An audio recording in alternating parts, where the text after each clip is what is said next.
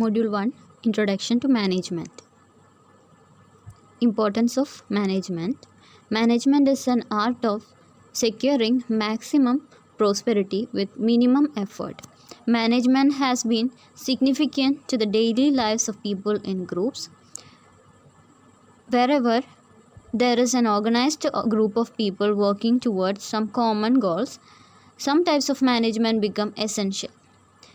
In the words of Kuntz and O'Donnell, there are no more important area of human activity than management, since its task is that of getting things done through others. അപ്പോൾ management എന്ന് പറയുന്നത് minimum effort വെച്ചിട്ട് maximum prosperity അല്ലെങ്കിൽ maximum profit secure ചെയ്യാൻ വേണ്ടിയിട്ട് നമ്മൾ ചെയ്യുന്ന ഒരു കാര്യമാണ് മാനേജ്മെൻറ്റ്. അതായത് പ്രോപ്പറായിട്ട് മാനേജ് ചെയ്താൽ കുറച്ച് എഫേർട്ടിലൂടെ നമ്മൾക്ക് മാക്സിമം പ്രോഫിറ്റ് ഏൺ ചെയ്യാനായിട്ട് സാധിക്കും. Then management has been significant in daily lifes of people. നമ്മൾക്കറിയാം, ഒരു ഗ്രൂപ്പ് ഓഫ് പീപ്പിൾ എവിടെ വർക്ക് ചെയ്യുന്നുണ്ടോ അവിടെ നമ്മൾക്കൊരു പ്രോപ്പർ മാനേജ്മെൻറ്റ് ആവശ്യമാണ്. ദെൻ കൂൺസ് ആൻഡ് ഓഡോണലിൻ്റെ തോട്ട്സ് അനുസരിച്ച് there is no more important area of human activity than management. ഒരു ഗ്രൂപ്പ് ഓഫ് പീപ്പിൾ ഒരുമിച്ച് വർക്ക് ചെയ്യുന്നത് എവിടെയാണോ അവിടെ മാനേജ്മെൻറ്റിന് ഒരു ഇമ്പോർട്ടൻ്റ് ആയിട്ടുള്ള സ്പേസ് ആവശ്യമാണ്. ഓക്കെ, അപ്പോൾ ഗ്രൂപ്പ് ഓഫ് പീപ്പിൾ നമ്മൾ പറഞ്ഞു management is an art of getting things done through others. മറ്റുള്ളവരെ കൊണ്ട് ആക്ടിവിറ്റീസ് ചെയ്യിപ്പിച്ചെടുത്ത് ഒബ്ജക്റ്റീവ് അറ്റൈൻ ചെയ്യേണ്ടത് എവിടെയൊക്കെയാണോ അവിടെയെല്ലാം ഈ പറയുന്ന മാനേജ്മെൻറ്റിന് ഒരു ഇമ്പോർട്ടൻറ്റ് സ്പേസ് ഉണ്ട്. Then the importance of management will be more clear by going through the following points. അപ്പോൾ ഇമ്പോർട്ടൻസ് എന്തൊക്കെയാണെന്നാണ് താഴെ പറയുന്നത്. First, determination of objectives. നമ്മൾക്കറിയാം, ഒരു ഓർഗനൈസേഷൻ്റെ ഒബ്ജക്റ്റീവ് സെറ്റ് ചെയ്യാൻ വേണ്ടിയിട്ട് മാനേജ്മെൻറ്റ് ആവശ്യമാണ്. The management determines the objective of an organisation and communicates them to all the employees. An organization cannot succeed in its mission unless its objectives are identified and well defined. Then അപ്പോൾ ഓർഗനൈസേഷനിൽ ഏതൊരു ഓർഗനൈസേഷനിലും നമ്മൾക്കറിയാം, ഒരു organisation form ചെയ്യുമ്പോൾ തന്നെ അത് objective set ചെയ്തിട്ടുണ്ടായിരിക്കണം. Then ഈ objective ഒക്കെ സെറ്റ് ചെയ്യുന്നത് പോലെ തന്നെ അത് കറക്റ്റായിട്ട് ഡിഫൈൻ ചെയ്യുന്നതും ഐഡൻറ്റിഫൈ ചെയ്യുന്നതും അതുപോലെ തന്നെ പ്രോപ്പറായിട്ട് ആ ഓർഗനൈസേഷനിൽ എല്ലാവരുമായിട്ട് അത് കമ്മ്യൂണിക്കേറ്റ് ചെയ്യുക എന്ന് പറയുന്നതും ഇമ്പോർട്ടൻ്റ് ആണ്. ഇതെല്ലാം മാനേജ്മെൻറ്റിലൂടെ പ്രോപ്പർ മാനേജ്മെൻറ്റിലൂടെ നമ്മൾക്ക് സാധിക്കും. Then achievement of objectives. Then നമ്മൾ ഒബ്ജക്റ്റീവ്സ് സെറ്റ് ചെയ്തു, ഇനി ഇത് അച്ചീവ് ചെയ്യാനായിട്ട് നമ്മൾ മറ്റുള്ളവരെ കൊണ്ട് ആക്ടിവിറ്റീസ് ചെയ്യിപ്പിച്ചെടുക്കണം അല്ലേ. അപ്പോൾ അതിനുള്ള അതോറിറ്റി ആൻഡ് റെസ്പോൺസിബിലിറ്റിയോടുകൂടി എല്ലാം മാനേജ് ചെയ്ത് ആ റിസൾട്ട്സ് അച്ചീവ് ചെയ്യുക എന്ന് പറയുന്നതും ഇമ്പോർട്ടൻ്റ് ആണ്. സോ മാനേജ്മെൻറ്റിലൂടെ നമ്മൾ സെറ്റ് ചെയ്തിട്ടുള്ള ഒബ്ജക്റ്റീവ്സ് അറ്റൈൻ ചെയ്യാനായിട്ട് സാധിക്കും. Then next, effective use of resources. Management try to make effective use of resources. The resources are scarce in nature. The effective use of resources increase the productivity, which can lead the business towards growth and prosperity. അപ്പോൾ നമ്മുടെ ഓർഗനൈസേഷനിലുള്ള scarce റിസോഴ്സസുകളെ നന്നായിട്ട് utilise ചെയ്യണം എന്നുണ്ടെങ്കിലും better productivity ഉണ്ടാക്കിക്കൊണ്ട് business grow ചെയ്യണം എന്നുണ്ടെങ്കിലും ബിസിനസ്സിനൊരു ഗ്രോത്തും prosperity ഉണ്ടാവണമെന്നുണ്ടെങ്കിലും proper management ആവശ്യമാണ്. Okay, ഒരു ഓർഗനൈസേഷന് അതിൻ്റെ റിസോഴ്സസുകൾ മെറ്റീരിയൽ, മെഷീനറി, മണി, അങ്ങനെ എന്ത് റിസോഴ്സ് ആയിക്കോട്ടെ അതിനെ ബെസ്റ്റ് യൂട്ടിലൈസ് ചെയ്യണം എന്നുണ്ടെങ്കിൽ പ്രോപ്പർ മാനേജ്മെൻറ്റ് വേണം. Then development of resources. Management develop various resources. This is true with human as well as non-human factors. Management improves the quality of lives of people in a society through development of resources. Then management റിസോഴ്സസിനെ develop ചെയ്യാനായിട്ട് help ചെയ്യുന്നുണ്ട്. അത് human റിസോഴ്സസിൻ്റെ development ആയിക്കോട്ടെ, non human ഫാക്ടേഴ്സിൻ്റെ development ആയിക്കോട്ടെ, അതിൽ രണ്ടിലും മാനേജ്മെൻറ്റിന് ഒരു ഇമ്പോർട്ടൻറ്റ് പാർട്ടുണ്ട്. അതുപോലെ തന്നെ ഇതിലൂടെ റിസോഴ്സസ് ഇമ്പ്രൂവ് ചെയ്യുന്നതിലൂടെ സൊസൈറ്റിയിലെ ഡെവലപ്മെൻറ്റും ഉണ്ടാകുന്നുണ്ട്. അതുപോലെ തന്നെ സൊസൈറ്റിയിലെ പീപ്പിൾസിൻ്റെ ലൈഫ്സ്, ദാറ്റ് ഈസ് അവരുടെ ലൈഫ് സ്റ്റൈലും ചേഞ്ച് ചെയ്യുന്നുണ്ട്. അതിനും ക്വാളിറ്റി ഉണ്ടാവാനായിട്ട് മാനേജ്മെൻറ്റിലൂടെ proper management and development of റിസോഴ്സസിലൂടെ സാധിക്കുന്നുണ്ട്. Then next ആണ് incorporating innovations. Changes occur very fast in both technology and social processes. These changes need to be incorporated to keep the organization alive and efficient. Then incorporating innovations, that means നമ്മളുടെ എൻവയോൺമെൻറ്റും ടെക്നോളജിയും advanced ആയിക്കൊണ്ടിരിക്കുകയാണ് അല്ലേ. അതുപോലെ തന്നെ ഓർഗനൈസേഷനിലെ ആക്ടിവിറ്റീസും change ചെയ്താൽ മാത്രമേ അതായത് ടെക്നോളജിക്കൽ ഡെവലപ്മെൻറ്റ് അനുസരിച്ചും എൻവയോൺമെൻറ്റൽ ചേഞ്ചസ് അനുസരിച്ചും കസ്റ്റമേഴ്സിൻ്റെ നീഡ്സ് ആൻഡ് വാണ്ട്സിലും അവരുടെ ടേസ്റ്റിലും പ്രിഫറൻസിലും അതുപോലെ തന്നെ ട്രെൻഡ്സിലും ഉണ്ടാകുന്ന ചേഞ്ചസ് അനുസരിച്ച് ഒരു ഓർഗനൈസേഷന് ഇന്നോവേറ്റീവായിട്ട് വർക്ക് ചെയ്യാൻ പറ്റിയാൽ മാത്രമേ ആ ഓർഗനൈസേഷന് എക്സിസ്റ്റ് ചെയ്യാനും എഫിഷ്യൻ്റായിട്ട് അതിൻ്റെ ആക്ടിവിറ്റീസ് മുന്നോട്ട് കൊണ്ടുപോകാനും സാധിക്കുകയുള്ളൂ. സോ ഒരു ടെക്നോളജിക്കൽ ആയിട്ടുള്ളതും അതുപോലെ തന്നെ സോഷ്യൽ പ്രോസസ്സുകളിലും വരുന്ന ചേഞ്ചസിനനുസരിച്ച് ഇൻകോർപ്പറേറ്റ് ചെയ്ത് അതെല്ലാം അഡോപ്റ്റ് ചെയ്ത് വർക്ക് ചെയ്യുക എന്നുള്ളത് ഒരു ഓർഗനൈസേഷൻ ഇമ്പോർട്ടൻ്റ് കാര്യമാണ്. അതും മാനേജ്മെൻറ്റിലൂടെയാണ് സാധിക്കുന്നത്. മാനേജ്മെൻറ്റാണ് കറക്റ്റ് ആയിട്ടുള്ള ഡിസിഷൻസ് എടുക്കുന്നത്. ഏതൊക്കെ ഇന്നോവേഷൻസ് കൊണ്ടുവരണം, ഏതൊക്കെ എന്തൊക്കെ ചേഞ്ചസ് നമ്മളുടെ ഓർഗനൈസേഷനിൽ വരുത്തണം എന്നുള്ളതൊക്കെ ഡിസൈഡ് ചെയ്യുന്നത്. ദെൻ നെക്സ്റ്റ് ആണ് integrating various interest groups. Then, in case of business organization, there are various pressure groups like shareholders, employees, government, etc. Management has to balance the pressure from various interest groups. അപ്പോൾ ഒരു ബിസിനസ്സിനെ depend ചെയ്തിരിക്കുന്ന അല്ലെങ്കിൽ ബിസിനസ്സിൽ മെയിനായിട്ട് വരുന്ന കുറച്ച് groups ആണ് ഷെയർ ഹോൾഡേഴ്സ്, അവിടുത്തെ employees, government. Okay, share holders എന്ന് പറയുന്നത് അവരുടെ ഓണേഴ്സാണ്. അപ്പോൾ അവരുടെ ഇൻട്രസ്റ്റിനനുസരിച്ച് പ്രവർത്തിക്കണം. ദെൻ എംപ്ലോയീസ് ഉണ്ടെങ്കിൽ മാത്രമേ ഒരു ഓർഗനൈസേഷന് അതിൻ്റെ പ്രൊഡക്ട്സ് ആൻഡ് സർവീസസ് പ്രൊഡ്യൂസ് ചെയ്യാനും അത് കസ്റ്റമേഴ്സിലേക്ക് എത്തിക്കാനും സാധിക്കുകയുള്ളൂ. സോ അവരും ഇമ്പോർട്ടൻ്റ് ആണ്. ഗവൺമെൻറ്റിൻ്റെ റൂൾസ് ആൻഡ് റെഗുലേഷൻസ് അനുസരിച്ച് പ്രവർത്തിച്ചാൽ മാത്രമേ ഒരു ഓർഗനൈസേഷൻ മുന്നോട്ട് പോകാനായിട്ട് സാധിക്കുള്ളൂ. അപ്പോൾ ഇത്രയും കാര്യങ്ങൾ, ഈ പറയുന്ന എല്ലാ ഇൻട്രസ്റ്റ് ഗ്രൂപ്പുകളും ഒരു ഓർഗനൈസേഷന് ഇമ്പോർട്ടൻ്റ് ആണ്. സോ അവരുടെ എല്ലാവരുടെയും ഈ പ്രഷർ ഗ്രൂപ്പ്സിൻ്റെ എല്ലാം ഇൻട്രസ്റ്റുകളെ ഒരുമിച്ച് കൊണ്ടുപോയാൽ മാത്രമേ ഒരു ഓർഗനൈസേഷന് സക്സസ് ഉണ്ടാവുള്ളൂ. സോ അതും പ്രോപ്പർ മാനേജ്മെൻറ്റിലൂടെ സാധിക്കുന്നു. ദെൻ നെക്സ്റ്റ് ഇമ്പോർട്ടൻസ് വരുന്നത് stability in society. Management provides stability in society by changing and modifying the resources in accordance with the changing environment of the society. നമ്മൾ പറഞ്ഞു ഓർഗനൈസേഷൻ എക്സിസ്റ്റ് ചെയ്യുന്നത് ഒരു changing എൻവയോൺമെൻറ്റിലാണ്. Okay, അപ്പോൾ എൻവയോൺമെൻറ്റിലും സൊസൈറ്റിയിലും ഉണ്ടാകുന്ന അവരുടെ നീഡ്സും റിക്വയർമെൻറ്റ്സും അനുസരിച്ചും അതുപോലെ തന്നെ എൻവയോൺമെൻറ്റൽ കണ്ടീഷൻസിൽ ഉണ്ടാകുന്ന ചേഞ്ചസ് അനുസരിച്ചും മാനേജ്മെൻറ്റ് അഡാപ്റ്റ് ചെയ്ത് വർക്ക് ചെയ്താൽ മാത്രമേ ഓർഗനൈസേഷന് മുന്നോട്ട് പോകാൻ സാധിക്കുകയുള്ളൂ.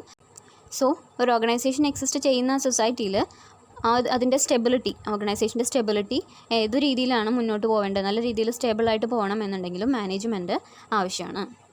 ദെൻ നെക്സ്റ്റ് ആണ് കോർഡിനേഷൻ ഓഫ് ഹ്യൂമൻ എഫേർട്സ്. അത് നമ്മൾക്ക് അറിയാവുന്നതാണ് അല്ലേ. നമ്മുടെ ഒബ്ജക്റ്റീവ്, ഒരു ഓർഗനൈസേഷൻ്റെ ഒബ്ജക്റ്റീവ് അറ്റൈൻ ചെയ്യുന്നത് അവിടെയുള്ള വർക്കേഴ്സാണ്. ഓക്കെ, വർക്കേഴ്സിനെ ഒരുമിച്ച് അവരുടെ ആക്ടിവിറ്റീസ് എല്ലാം ഒബ്ജക്റ്റീവ്സിനനുസരിച്ച് മുന്നോട്ട് കൊണ്ടുപോകാൻ പറ്റിയാൽ മാത്രം ഒരു ഓർഗനൈസേഷന് സക്സസ് ആയിട്ട് മുന്നോട്ട് പോകാൻ പറ്റുള്ളൂ. സോ ഹ്യൂമൻ എഫേർട്സിനെ, അവിടെയുള്ള ഹ്യൂമൻ ബീയിങ്സിനെ ഒരുമിച്ച് മുന്നോട്ട് കൊണ്ടുപോയാൽ, കോർഡിനേറ്റ് ചെയ്ത് മുന്നോട്ട് കൊണ്ടുപോയാൽ മാത്രമേ അതിന് സക്സസീവായിട്ട് മുന്നോട്ട് പോകാൻ സാധിക്കുള്ളൂ.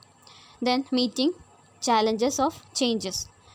നമ്മൾ പറഞ്ഞു ഒരു ഓർഗനൈസേഷൻ അതിൻ്റെ എൻവയോൺമെൻറ്റിൽ ഉണ്ടാകുന്ന ചേഞ്ചസ് അനുസരിച്ചും കസ്റ്റമേഴ്സിൻ്റെ നീഡ്സ് ആൻഡ് വാണ്ട്സിൽ ഉണ്ടാകുന്ന ചേഞ്ചസ് അനുസരിച്ചും ഡിമാൻഡിൽ ഉണ്ടാകുന്ന ചേഞ്ചസ് എല്ലാം അഡോപ്റ്റ് ചെയ്ത്, ടെക്നോളജിക്കൽ ചേഞ്ചസ് ആയാലും ഇതിനൊക്കെ അഡോപ്റ്റ് ചെയ്ത് വർക്ക് ചെയ്താൽ മാത്രമേ ഓർഗനൈസേഷൻ എക്സിസ്റ്റ് ചെയ്യാൻ പറ്റുള്ളൂ. സോ ഈ ചാലഞ്ചസ് ഒക്കെ മീറ്റ് ചെയ്യേണ്ടതും അത്യാവശ്യമാണ്. 10th importance economic development. According to Peter Drucker, management is a crucial factor in economic and social development. India is the best example for this point.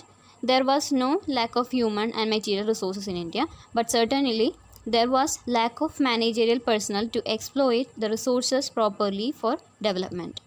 അപ്പോൾ Peter Drucker എന്നുള്ള ഓതറിൻ്റെ definition അനുസരിച്ച് management എന്ന് പറയുന്നത് ഒരു crucial ഫാക്ടറാണ്.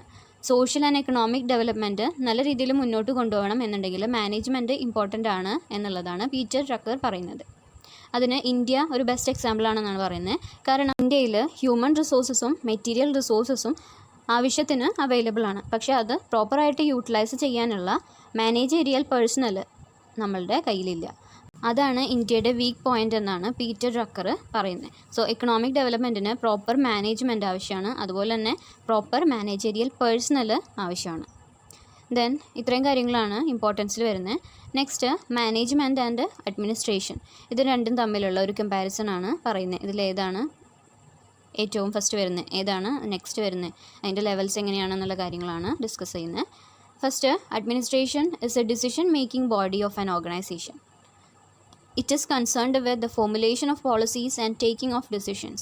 Hence, it is described as the policy making or decision making body of a company. അപ്പോൾ administration എന്ന് പറയുന്നത് മെയിനായിട്ട് ഡിസിഷൻ മേക്കിംഗ് ബോഡി ആയിട്ടാണ് കാണുന്നത്. ഒരു ഓർഗനൈസേഷനിൽ ഡിസിഷൻസും പോളിസീസും എല്ലാം ഫോമുലേറ്റ് ചെയ്യുന്നത് അഡ്മിനിസ്ട്രേറ്റീവ് സെക്ഷനിലാണ്. അല്ലെങ്കിൽ മാനേജ്മെൻറ്റ് എന്ന് പറയുന്നത് അഡ്മിനിസ്ട്രേഷനേക്കാളും മുകളിൽ നിൽക്കുന്ന ഒരു കാര്യമാണെന്നാണ് ഇതിൽ പറയുന്നത്. Then administration is top level function of management. Administration represents the brain of the enterprise, whereas management proper represents the limbs. Thus management and administration are closely related, and former, that is management, is inclusive of later, that is administration. അപ്പോൾ മാനേജ്മെൻറ്റും അഡ്മിനിസ്ട്രേഷനും closer ആണ്, അതായത് ഏകദേശം similar ആയിട്ടുള്ള activities ആണ് ചെയ്യുന്നത്. പക്ഷേ management എന്നുള്ള ടേമിൽ അഡ്മിനിസ്ട്രേഷൻ ഇൻക്ലൂഡ് ചെയ്യുന്നുണ്ട് എന്നുള്ളതാണ് ഇവിടെ കൺക്ലൂഡ് ചെയ്യുന്നത്. Then in the initial stage of development of management thought there was no distinction between the two terms management and administration. Both the terms were used interchangeably. At the present there are strong viewpoints. They are as follows. മാനേജ്മെൻറ്റിൻ്റെ അല്ലെങ്കിൽ ഒരു ഓർഗനൈസേഷൻ്റെ സെറ്റപ്പിൽ initial സ്റ്റേജുകളിൽ നമ്മൾ മാനേജ്മെൻറ്റും അഡ്മിനിസ്ട്രേഷനും same functions ആയിട്ടാണ്, same terms ആയിട്ടാണ് കണ്ടിരുന്നത്. രണ്ടിനെ നമ്മൾ ഒന്നിന് പകരം യൂസ് ചെയ്തിരുന്ന വേർഡ്സാണ് മാനേജ്മെൻറ്റ് ആൻഡ് അഡ്മിനിസ്ട്രേഷൻ. പക്ഷേ ഈ ഒരു കാലഘട്ടത്തിൽ ഇപ്പോൾ പ്രസൻറ്റ് സിറ്റുവേഷനിൽ രണ്ടും രണ്ട് പോയിൻറ്റ്സ് ആണ് എന്നുള്ളതാണ് കുറച്ച് താഴെ പറയുന്ന കുറച്ച് കാര്യങ്ങൾ വഴി നമ്മൾക്ക് മനസ്സിലാവുന്നത്. ഫസ്റ്റ് പറയുന്നത് administration is above management. According to classical thinkers like Oliver Sheldon, William Spriegel, then Milward and Florence, management and administration are different. They have different functions in the organization. While administration is concerned with formulation of policies, management is concerned with policy execution. Those two activities are not the same. അപ്പോൾ ഈ പറഞ്ഞ ഓതേഴ്സിൻ്റെ views പ്രകാരം മാനേജ്മെൻറ്റും അഡ്മിനിസ്ട്രേഷനും different ആണ് എന്നാണ് പറയുന്നത്. Administration policy formulation ആണ് ചെയ്യുന്നത്, management policy execution ആണ് ചെയ്യുന്നത്. അപ്പോൾ ഫോർമുലേറ്റ് ചെയ്യുന്നത് അഡ്മിനിസ്ട്രേഷൻ ലെവലിലാണ്, അത് എക്സിക്യൂട്ട് ചെയ്യുന്നത് മാനേജ്മെൻറ്റ് ലെവലിലാണ് എന്നാണ് പറയുന്നത്. രണ്ടും സെയിം അല്ല എന്നാണ് ഇതിൽ പറഞ്ഞിരിക്കുന്നത്. Administration is a determinative body and management is an executive body. അപ്പോൾ അഡ്മിനിസ്ട്രേഷൻ എന്ന് പറയുന്നത് ഡിറ്റർമിനേഷൻ ഓഫ് പോളിസീസ്, ഓക്കെ, പോളിസീസും റൂൾസൊക്കെ ഫോർമുലേറ്റ് ചെയ്യുക, ഡിറ്റർമൈൻ ചെയ്യുക എന്നുള്ളതാണ് അഡ്മിനിസ്ട്രേഷൻ ചെയ്യുന്നത്. മാനേജ്മെൻറ്റ് ഇത് എക്സിക്യൂട്ട് ചെയ്യുന്ന ഒരു സെക്ഷനാണ്. So administration is above management. So administration മാനേജ്മെൻറ്റിനേക്കാൾ വലുതാണ് എന്നാണ് ഇവിടെ പറഞ്ഞിരിക്കുന്നത്. ദെൻ അതിൻ്റെ ഡയഗ്രാം ഇവിടെ കൊടുത്തിട്ടുണ്ട്. Administrative and managerial functions. ഇവിടെ ടോപ്പ് മാനേജ്മെൻ്റ് ആണ് administration, that is policy formulation ചെയ്യുന്നത്. മാനേജ്മെൻറ്റ് പോളിസി എക്സിക്യൂഷൻ ആണ് ചെയ്യുന്നതെന്നാണ് പറഞ്ഞിരിക്കുന്നത്. അപ്പോൾ ലോവർ ലെവല് മാനേജ്മെൻ്റ് ആണ് ചെയ്യുന്നത്, execution, okay. Then top level ഇത് ഫോർമുലേറ്റ് ചെയ്യുന്നത് അഡ്മിനിസ്ട്രേറ്റീവ് ലെവലിലാണ്. സോ ഇത് വെച്ച് നമ്മൾക്ക് പറയാം administration is above management. Then next കുറച്ച് ഓതേഴ്സിൻ്റെ ഡിസ്ക്രിപ്ഷൻ കൂടെ കൊടുത്തിട്ടുണ്ട്. Administration is a part of management. There is another school of thought that treat management as a comprehensive function which comprises administration. According to thinkers like E.F.L. Brecht, administration is a part of management. Management is all-pervasive function and an inclusive function. Under this view, administration becomes a subordinate function to overall management function. Then അപ്പോൾ administration മാനേജ്മെൻറ്റിൻ്റെ പാർട്ടാണ് എന്നാണ് മറ്റൊരു management തിങ്കറായിട്ടുള്ള E.F.L. ബ്രെച്ച് പറയുന്നത്. Management എന്ന് പറയുന്നത് all inclusive ഫങ്ഷനാണ്, അതായത് ഏറ്റവും important ആയിട്ടുള്ള അല്ലെങ്കിൽ എല്ലാം ഇൻക്ലൂഡ് ചെയ്യുന്ന ഒരു ഇമ്പോർട്ടൻറ്റ് ഫങ്ഷൻ എന്ന് പറയുന്നത് മാനേജ്മെൻ്റ് ആണ്. മാനേജ്മെൻറ്റിൽ ഇൻക്ലൂഡ് ചെയ്തിരിക്കുന്ന ഒരു ടേമാണ് അഡ്മിനിസ്ട്രേഷൻ എന്നാണ് ഇതിലൂടെ പറയുന്നത്. Then administration is concerned with day to day functions and is a part of management. According to this approach, the previous analysis that administration is above management stand completely reversed. അപ്പോൾ ഈ ഒരു view അനുസരിച്ച് അല്ലെങ്കിൽ ഈ ഒരു തിങ്കറിൻ്റെ view അനുസരിച്ച് administration എന്ന് പറയുന്നത് മാനേജ്മെൻറ്റിൻ്റെ ഒരു പാർട്ടാണ്. മാനേജ്മെൻറ്റ് ഒരു ഇമ്പോർട്ടൻറ്റ് ഫംഗ്ഷനാണ് അല്ലെങ്കിൽ ഒരു ടോപ്പ് ലെവൽ ഫംഗ്ഷനാണ്. അതിനുള്ളിൽ വരുന്ന മാനേജ്മെൻറ്റിനുള്ളിൽ വരുന്ന ഡേ ടു ഡേ ഫംഗ്ഷൻസ് ചെയ്യാൻ വേണ്ടിയിട്ടുള്ള കാര്യങ്ങൾ മാത്രമേ അഡ്മിനിസ്ട്രേഷൻ ചെയ്യുന്നുള്ളൂ എന്നുള്ളതാണ് ഇതിൽ പറഞ്ഞിരിക്കുന്നത്. ഓക്കെ, പല തിങ്കേഴ്സിൻ്റെ വ്യൂസ് പലതാണ്. അപ്പോൾ ഇതിന് മുൻപ് പറഞ്ഞ അഡ്മിനിസ്ട്രേഷൻ ഇസ് എബവ് മാനേജ്മെൻറ്റ് എന്നുള്ള ഒരു കാര്യം ഇവിടെ റിവേഴ്സ് ആവുകയാണെന്നാണ് ഇതിൽ പറഞ്ഞിരിക്കുന്നത്. ഓക്കെ, ദെൻ നെക്സ്റ്റ് തിങ്കാണ് management and administration are same. Thinkers like Henry Fayol, William Newman, etc. consider that management and administration are the same. Both involve the same functions, principles and objective.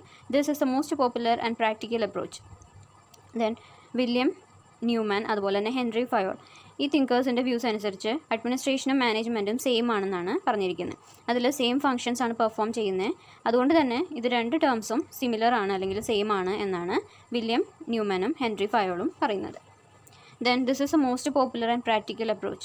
ഏറ്റവും popular ആയിട്ടുള്ളതും practically possible ആയിട്ടുള്ളതും approach ഇതാണ്. According to Lepawsky, the difference between the two terms lies mostly in their use in different countries or in different fields of human organizations. In fact, management and administration are synonyms. അപ്പോൾ ലിപ്പോസ്കി എന്ന് പറയുന്ന തിങ്കറിൻ്റെ view അനുസരിച്ച് മാനേജ്മെൻറ്റും അഡ്മിനിസ്ട്രേഷനും same തന്നെയാണ്, പക്ഷേ അത് പല കൺട്രീസിൽ use ചെയ്യുന്ന വിധം ഡിഫറെൻ്റ് ആണെന്ന് മാത്രം. സോ അതുകൊണ്ട് തന്നെ മാനേജ്മെൻറ്റും അഡ്മിനിസ്ട്രേഷനും സിനോണിംസ് ആണ്. ദാറ്റ് ഈസ് സെയിം വേയിൽ തന്നെ നമുക്ക് യൂസ് ചെയ്യാൻ പറ്റുന്ന രണ്ട് ടേംസ് ആണ് മാനേജ്മെൻറ്റും അഡ്മിനിസ്ട്രേഷനും. ഓക്കെ, ഇത്രയും കാര്യങ്ങളാണ് ഇതിൽ ഇൻക്ലൂഡ് ചെയ്തിട്ടുള്ളത്. Thank you.